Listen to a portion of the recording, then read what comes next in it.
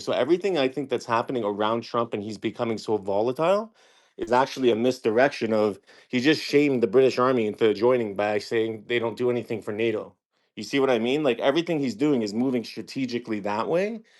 And I just wish that the Canadian government would step up and just do something rather than make friends with basically the enemies of the world right now because they're becoming an enemy to Trump because they got that Trump derangement syndrome and all that other stuff they say.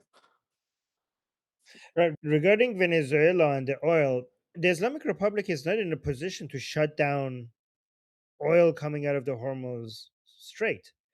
It would basically be their last hour of existence. They rely on that oil money and gas money. Everything they do costs money.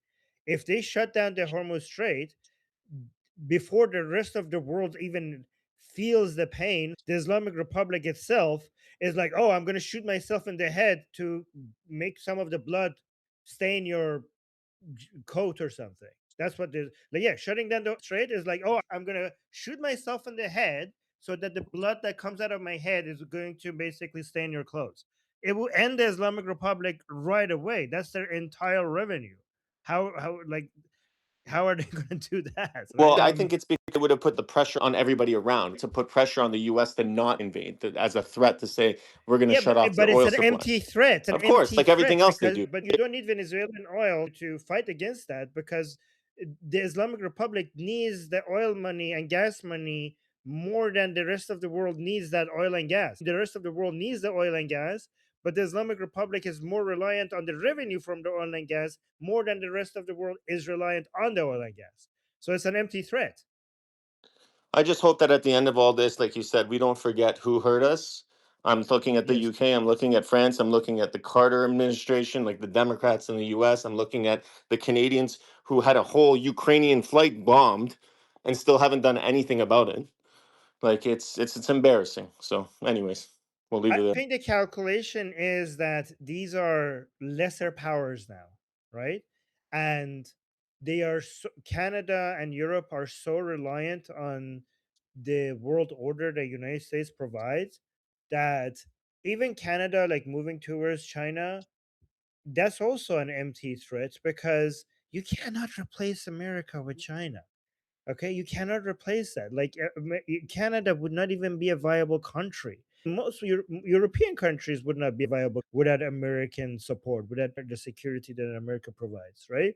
So I think all of these international order and all of these international laws that people have been using, it made sense for America, even though it has been a superpower for a long time. The distance between its powers and European countries and Canada is now bigger than it used to be. So there was a time that America needed its allies to basically maintain order more than before.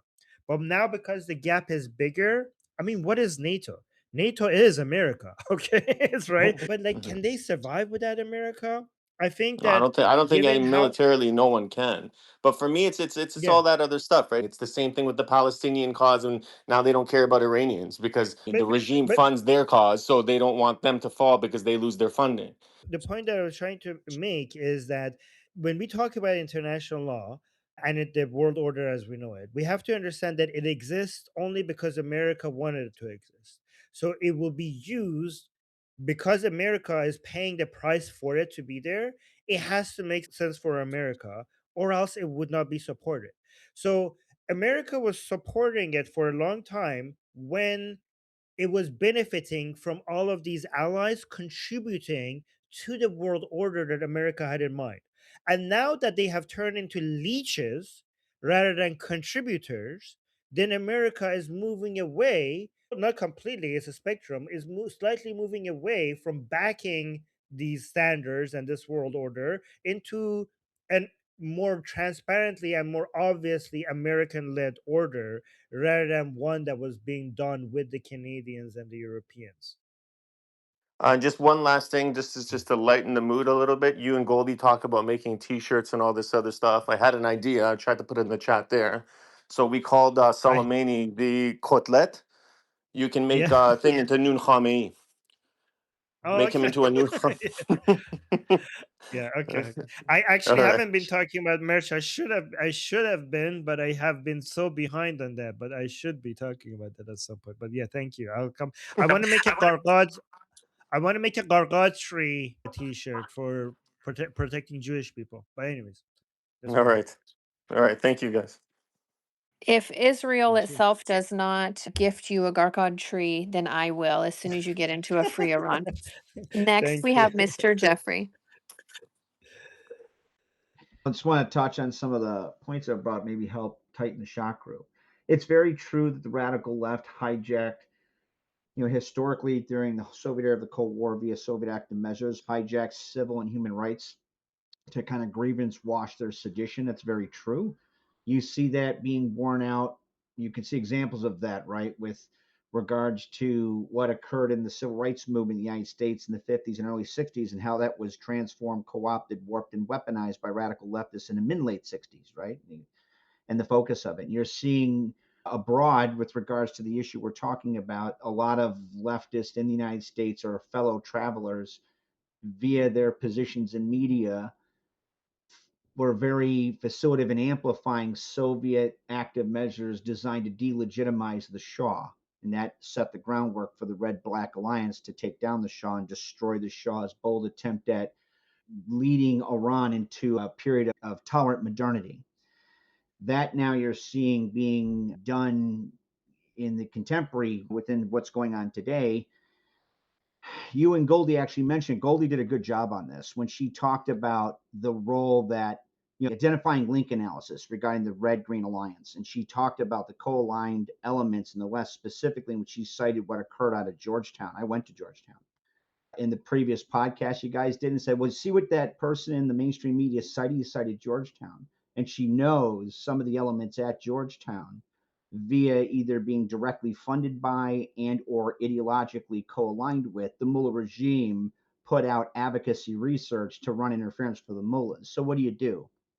The best thing you can do, and you guys are doing this, you, Goldie, Tulsi, people in this room, identify via link analysis those co-aligned elements in the West so that in fleshing out how they're running interference for the mullah regime and then put them on blast, make sure everything's cited so people know the nature of where that poisoned information is coming from.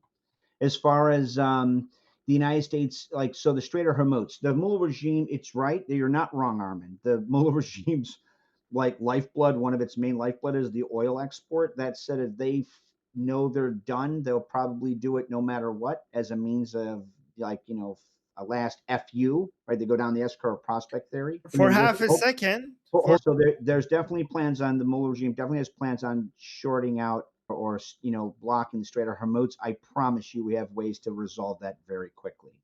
And not for nothing, the reason why President Trump rightly went after Maduro, I wrote one of the reports that underwrote the calculation anyway, is that the violent Marxist Maduro regime that occupied Venezuela had direct organization, operational ties both with Putin's criminalized counterintelligence state, the Chinese Communist Party, and the mullah regime, particularly serving as a focal point where the mullah regime via their dark fleet would be able to circumvent sanctions and export their oil. And so when Donald removed Maduro, he cut that off.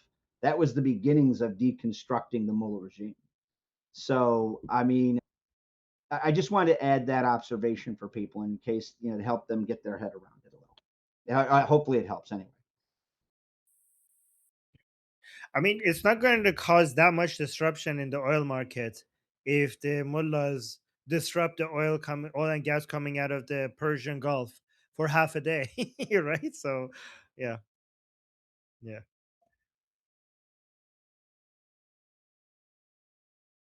All Okay, a right. Oh, timing so reminder. It is 15 after the hour, and next is Rebecca. I have a question and then an idea. So my question is it a fact, hearsay, or some kind of opposition propaganda that Khomeini was or is a Russian plant? Khamenei was a Russian plant? That's a conspiracy theory by Yeah. Fakhravar.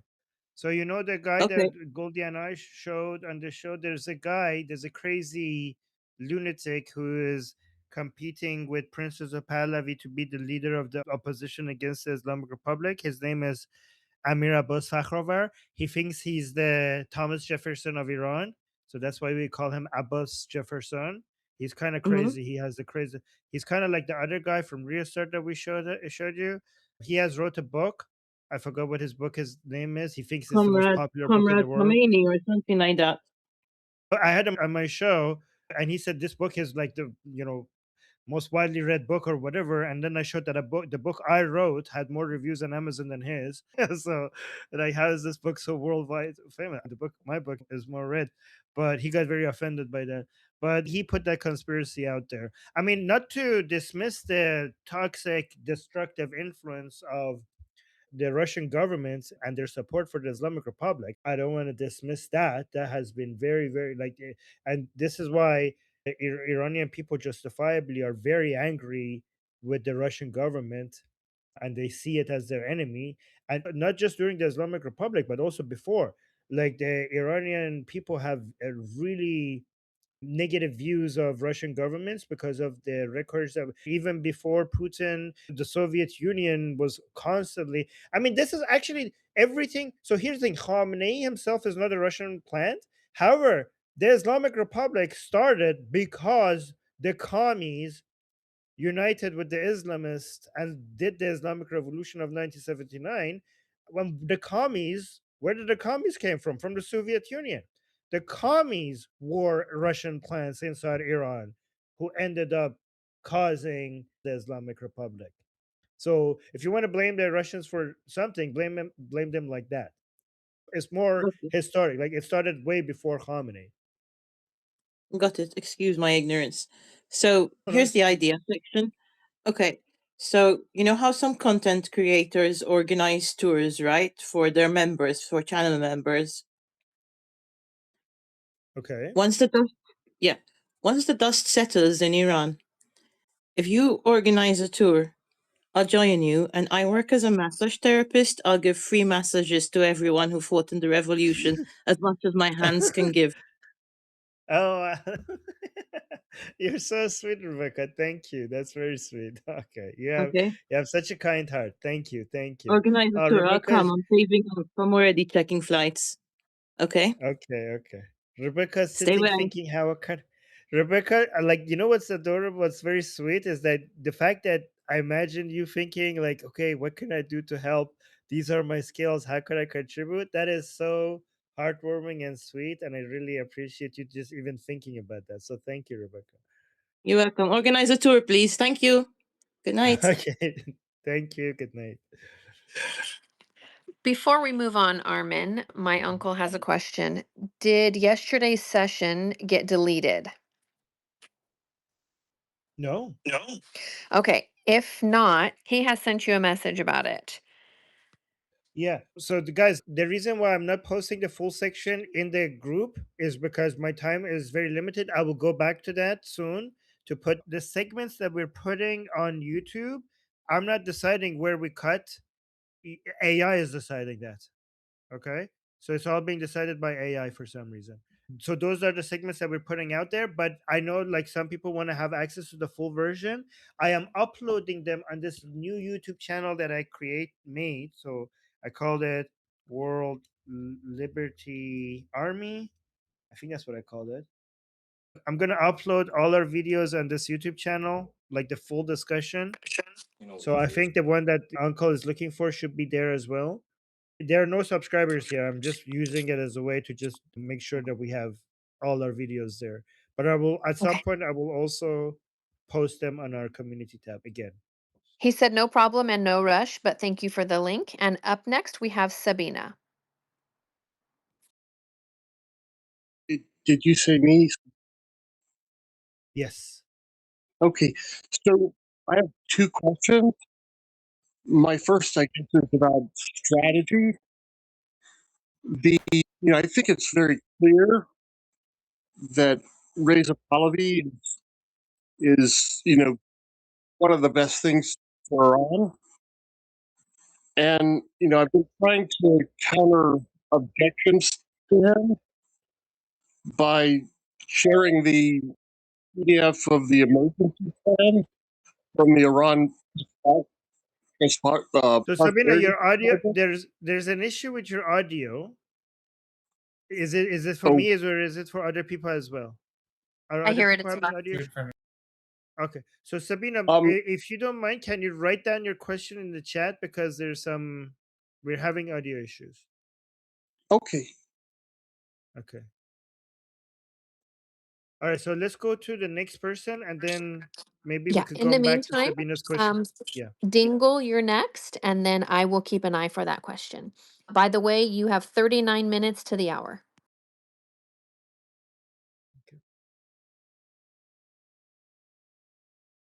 I think somebody's saying in the chat that Sabina, did you buy your microphone from Digital?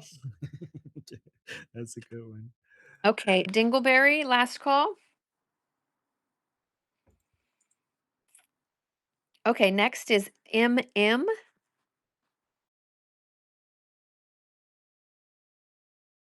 Okay, AM. AM.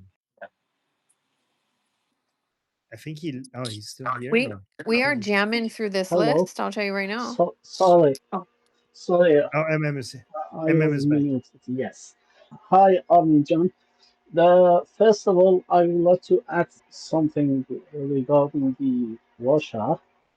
So it goes back to the Gaja dynasty, when we had Turkmenchai, the treaty, and Golestan treaty, which was actually the two territories that Russia annexed some parts of Iran, which today is Turkmenistan, Azerbaijan, Armenia, and Georgia.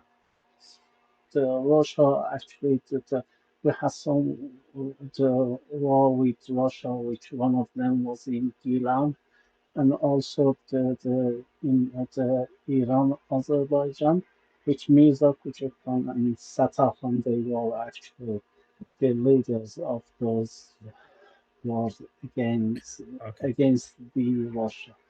But my question Thank is that I heard you, Armin, on the Goldie channel yesterday.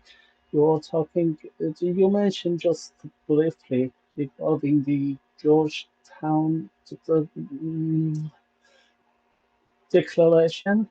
Today I researched about it and just watched 3 hours of the press conference from 3 years ago.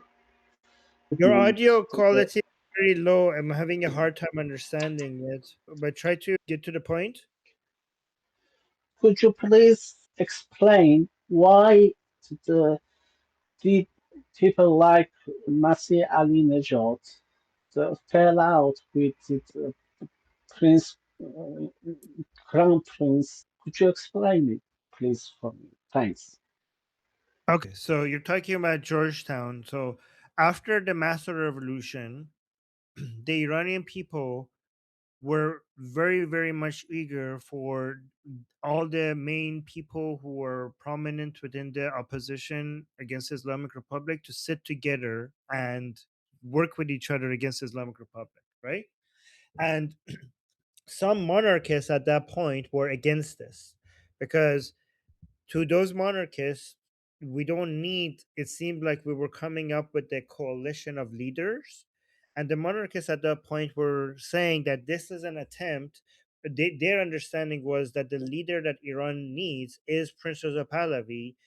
And by having a coalition of leaders, we're basically dismissing his position, and basically we are making these other people seem as relevant or as worthy of leadership as Prince Reza Pahlavi by having them sit next to Prince Reza Pahlavi, right? But that was at that point. But most people didn't see it at that point. Not most people. Many people didn't see it like that. Many people at that point thought Prince Reza Pahlavi is good, Masih Alinejad is good, Abdullah Muhtadi is good, Hamid Ismailian is good, and some other people. But mostly these four people, they got together and they created a coalition of leaders. And at that time, I remember some monarchists were even upset with Princess of Pahlavi, which actually shows that they're not blind followers. A lot of people think that the supporters of Princess of Pahlavi are like cultish people who follow him blindly. But I remember specifically at that time that they were criticizing him. That why are you sitting next to these people? Especially people like Abdullah Muhtadi, who is an anti-nationalist in line with Kurdish separatists, right? Masih Alinejad had a history of things that were questionable, including working with and sitting next to Kurdish separatists. Hamid Ismailion has ties to the reformers and MEK, and Abdullah Muhtadi was the worst one. But at that point, the Iranian people didn't see these details like the way that the monarchists did, and they were so encouraged by all of these people sitting next to each other and creating a coalition of leaders, right? Something that made some monarchists didn't want. Some monarchists wanted Princess of Pahlavi to be the only leader, right? And the leftist people were saying, no, there needs to be a coalition of leaders for us to be diverse and open to many different groups of people. The monarchist arguments were like, yeah, we could be open to many groups of people under the leadership of Princess of Pahlavi. And their argument was that most revolutions are successful because there's one leader that everybody unites with. Like, there's not that many revolutions in history where you have multiple leaders leading the revolution. There's usually one main leader that everybody uses as a way to come together and unite on, right? That was their understanding.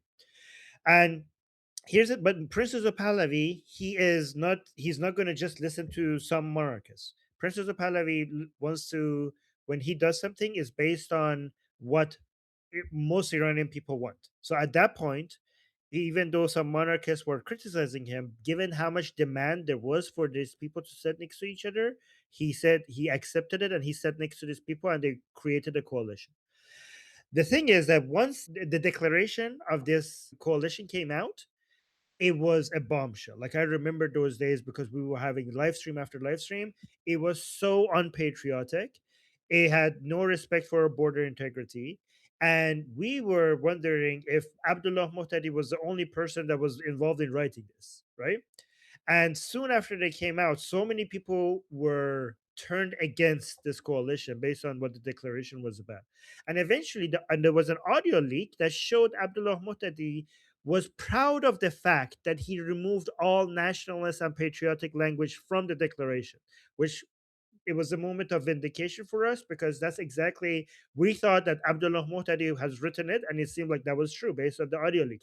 So a lot of people turned against the coalition. And here's the thing, Princess of Pahlavi didn't turn against any of the people in the coalition.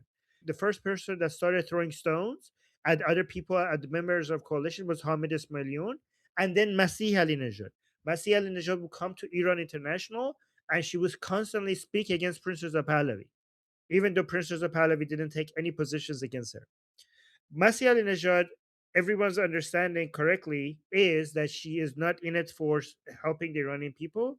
She's in it for being seen the most. She wants to be the most popular, and she's competing with Princess of Pahlavi. And the only reason why she was sitting next to Princess of Pahlavi, it was to use her Princess of Pahlavi's popularity and his position among the minds and hearts of the Iranian people as a ladder to make herself to grow.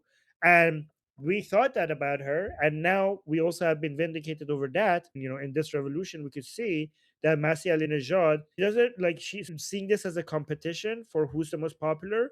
That when Iranian people were in the streets risking their lives and dying to shout out the name Pahlavi in the streets of Iran, when she was posting their videos and pictures, she would cherry pick the ones that didn't mention Javid Shah or Pahlavi will return. It was getting so outrageous that she was being called out by so many Iranians that Iranian people are in the streets calling Pahlavi, and you're only picking the videos from the chants that suggest that people are saying death to Khamenei, death to the dictator, or death to the Islamic Republic, but nothing about Pahlavi, which shows how the grudge that she has and how much it pains her to show that the Iranian people are calling for Pahlavi.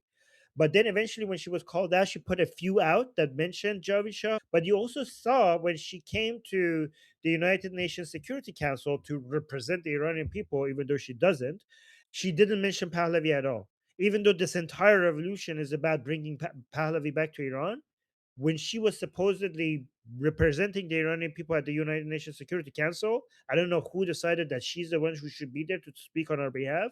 Not a single time she mentioned Pahlavi, which is the most important part of this revolution.